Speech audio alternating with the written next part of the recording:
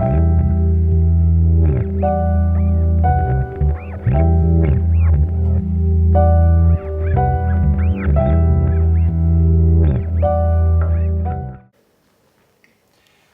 hoy estamos con la profesora Sandra Borda. Ella es directora del Centro de Estudios Internacionales de la Universidad de los Andes.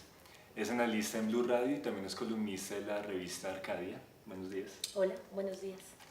Muchas gracias por aceptar la invitación. La idea es que hoy tengamos una breve charla acerca de los medios hoy y la sociedad. Y quisiera empezar preguntándote por cuál ha sido la experiencia de pasar de la academia a los medios masivos de información. Como una académica entra en los medios masivos de información y cuál es la experiencia sobre todo en Blue Radio. Pues yo creo que para empezar es preciso decir que no es un ejercicio fácil. Nosotros los académicos no estamos entrenados para participar en medios de comunicación. Nuestro entrenamiento es un entrenamiento totalmente distinto y básicamente creo que el proceso de aprendizaje ha sido un proceso en el sentido de aprender a traducir, digamos, los análisis que uno construye, ya sea a través de los proyectos de investigación o de las publicaciones académicas, a un lenguaje y digamos a un tono que sea mucho más amplio. Y ese proceso de traducción no es un proceso de traducción fácil, porque como digo, no sabemos cómo hacerlo y se aprende solamente sobre el día a día, la necesidad de ser un poco más concisos cuando uno está hablando, de utilizar otros términos distintos, de no utilizar jerga profesional. Digamos, son todos elementos que hacen parte de esto.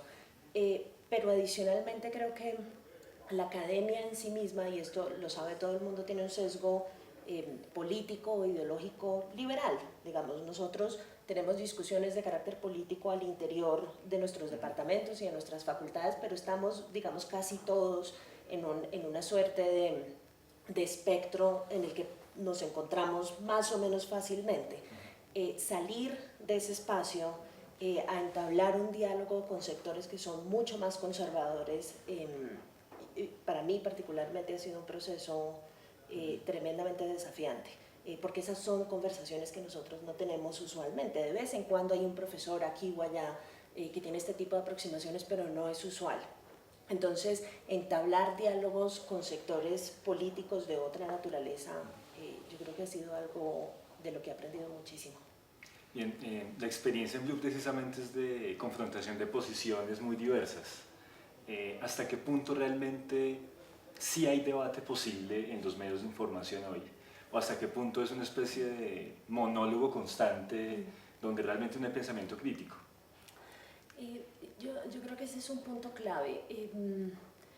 Yo tengo la impresión de que hay varias cosas que dificultan una discusión un poco más genuina. Nosotros tenemos en los medios de comunicación gente que juega el papel de analista, y no solamente en Blue, sino en muchas partes, columnistas de periódicos, etcétera, etcétera, y tienen un rol dual como analistas y otras cosas. Mi rol dual es como profesora y analista. El rol dual de otras personas a veces consiste, por ejemplo, en tener vinculaciones directas con el gobierno. Sí. O de tener vinculaciones directas con ciertos partidos políticos. O con la empresa privada. O con la empresa privada. Y no en todos los casos esas vinculaciones se ponen sobre la mesa cuando se están llevando a cabo los debates. Entonces eso confunde la opinión y yo creo que confunde un poco el tratar de descifrar los orígenes de las posiciones que está exponiendo la gente. Como les digo, yo no tengo problema, pues porque todo el mundo sabe que yo soy profesora y al mismo tiempo actúo como analista en los medios de comunicación, pero eso no ocurre con todos los analistas. Sí. Entonces eso despista mucho la opinión, porque lo que uno cree que es simplemente un análisis objetivo, imparcial y demás puede tener orígenes distintos y yo creo que eso vicia mucho las conversaciones públicas. Claro, ese era el punto clave que planteas en la columna de la revista Arcadia, cómo a raíz de una columna que plantea León Valencia, haciendo una crítica muy fuerte a la línea editorial de RCN, encabezado hoy por Claudia Gurizati, tú planteabas la pregunta de la frontera entre opinar e informar. Sí. Y cómo el lío no es que haya una línea editorial, sino cómo se disfraza a veces esa línea editorial de una posición política concreta. Y la pregunta es, bueno, por un lado, ¿cuál es la responsabilidad social hoy de los medios de información? Y también el punto clave que planteabas en la columna, ¿cuál es la posibilidad de la crítica ante los medios, que parece que son, como tú titulabas la columna, intocables hoy. Sí. Sí, yo, digamos, no tuve mucho más espacio para desarrollarlo, pero hay un punto en el que yo difiero con el análisis que hace León, y es que yo sí tengo la impresión de que un medio de comunicación como RCN tiene el derecho a tener una línea editorial crítica del proceso de paz. ¿Sí? Yo no creo que todos los medios de comunicación necesariamente tengan que estar alineados irrestrictamente con el proceso de paz, porque todos queremos la paz. Yo creo que puede haber distintas aproximaciones, pero mi llamado es a jugar por encima de la mesa, ¿sí? Porque uno no puede estar diciéndole a la audiencia que no está teniendo líneas editoriales y que está presentando la información objetivamente cuando realmente no lo está haciendo. Y yo creo que lo interesante de esa entrevista que yo analizo en la columna entre Julio Sánchez y Claudia Gurizati es justamente que los dos entran constantemente en la contradicción de pero ¿por qué me juzgan si solamente estoy informando y después yo puedo defender la línea editorial que yo quiera porque esa es mi autonomía como periodista? Entonces, al igual que en el caso de los analistas que también escribí en Arcadia sobre ese tema, mi llamado es única y exclusivamente a que todos pongamos las cartas por encima de la mesa. ¿Quién soy yo? ¿En dónde estoy parado políticamente? ¿Cuál es el origen de la línea editorial que estoy construyendo? Y de ahí en adelante, digamos, dejar que la audiencia evalúe el ejercicio periodístico o analítico que uno está haciendo. Tú dices que hay una intolerancia constante del periodismo hacia la crítica. ¿A qué atribuyes esa intolerancia? Pura y física solidaridad de gremio.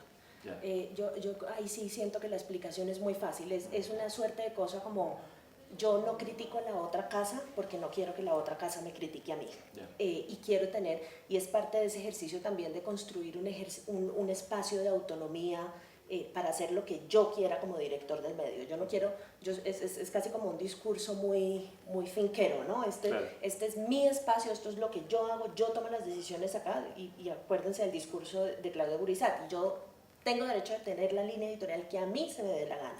Y eso, la única forma de proteger eso es simplemente enviando el mensaje de yo no me meto con usted y usted no se mete conmigo. Entonces todos quedan en un espacio de inmunidad enorme, y yo creo que eso debilita muchísimo la discusión, porque parte de lo que decía en el artículo es que tienen derecho a tener su línea editorial, pero tiene que ser una línea editorial buena, sofisticada, con conceptos claros, digamos, definida en términos, ¿cómo llamarlo? En términos que no salgan solamente de la intuición de lo que está correcto y lo que está incorrecto, sino una cosa un poco más elaborada.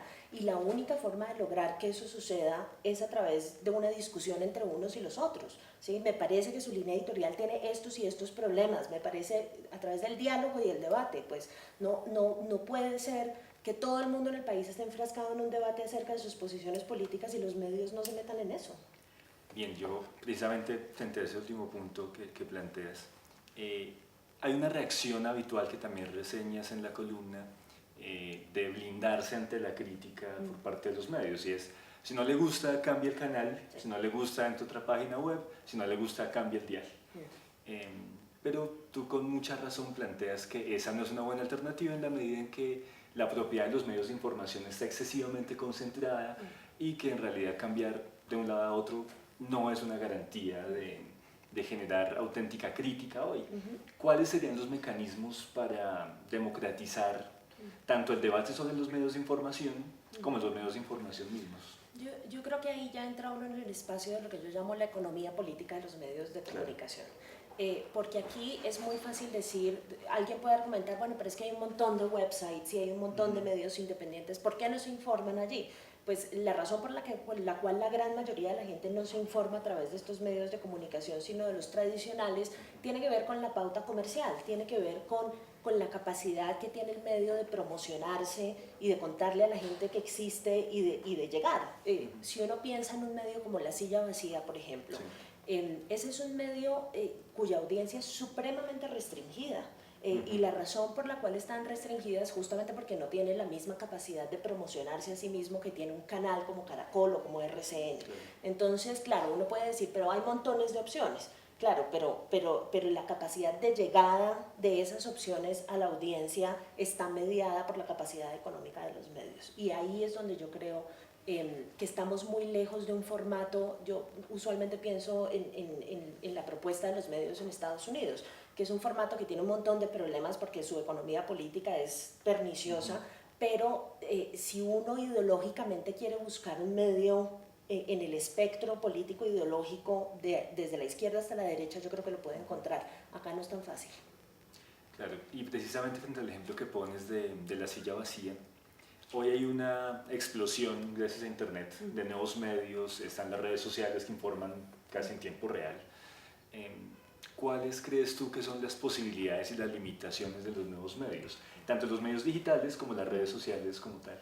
Pues yo creo que hay varios temas que hacen, como decía hace un momento, que esos medios se les dificulte llegar a una audiencia un poco más amplia. Son medios que, para empezar, estoy pensando en La Silla Vacía, estoy pensando en Confidencial Colombia, qué sé yo, que son como medios mitad informativos y mitad analíticos.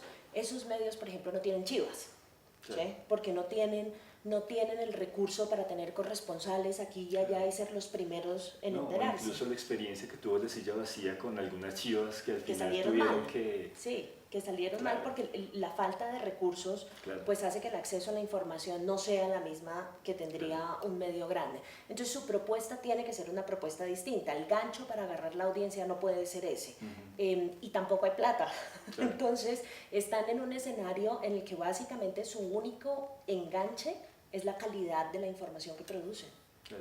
Y eso es, por supuesto, fantástico porque los obliga a ser muy cuidadosos con lo que escriben y los obliga a trabajar con periodistas que son supremamente analíticos y que yo diría son inclusive mejores que los periodistas de los medios tradicionales, pero los ponen en un escenario en el que la audiencia es limitadísima. La Silla Vacía es un medio de élite en Colombia. No, para población urbana, educada, con acceso a internet constantemente. Y la alternativa para llegar a una audiencia más grande es banalizarse un poquito y hacer lo que hace el Huffington Post, que es sacar un ranking cada semana diciendo, bueno, los 10 lugares del mundo que no debe visitar, no sé qué, que ustedes saben, eso produce clics y eso produce más audiencia y demás, pero el sacrificio es un poquito de banalización. Claro, bien. Para ir cerrando, en ese contexto tan rico pues, que nos presentas, ¿cuál crees tú que debe ser la actitud de los medios ante un tema tan complejo como es el proceso de paz y la posibilidad de una solución política al conflicto? ¿Hasta qué punto está la tensión entre la línea editorial, la objetividad de la información y la responsabilidad ante un tema tan importante? Sí, ese es un tema en el que yo me debato todos los días porque siempre he defendido la necesidad de que haya espacios para la crítica al proceso de paz, pero me parece que la crítica irresponsable y la crítica basada en información equivocada y la crítica basada, si quieren ponerlo en esos términos, en la mala sangre y en la mala leche, puede causar un daño enorme. Y digamos, el continuo que uno observa en esto, y es bien interesante porque eso es lo que ha pasado en este proceso de paz, son los medios de comunicación al principio del proceso que rodearon completamente al gobierno en su iniciativa por la paz. Y a mí eso no me gustaba mucho, porque me parecía que había una suerte de unanimismo allí que me hacía sentir incómoda y que me hacía perder confianza en el tipo de información que estaba recibiendo. Y hoy lo que vemos es el otro lado completamente opuesto, en el que tienes unos medios supremamente críticos y que están empezando todas las mañanas con todas y cada uno de los ataques militares que hace las FARC y repiten incesantemente que las FARC no tienen voluntad de paz y no sé qué, y eso termina por minar mucho la confianza que tiene el público en el proceso de paz. Entre esos dos modelos yo creo que tiene que haber un lugar intermedio. Y la obligación de los medios es encontrar ese lugar intermedio en el que le puedas contar a la gente que hay problemas, ¿sí? que hay obstáculos dificilísimos de superar en el proceso, pero que también hay algo que está funcionando como nunca había funcionado antes en materia de diálogos. Y ese centro, ese justo medio en materia de cubrimiento, creo yo que es dificilísimo de lograr, muy difícil. Claro, de acuerdo. Bueno, muchas gracias por la conversación, esperamos contar contigo más adelante. Por supuesto, muchas gracias por la invitación. No, a ti.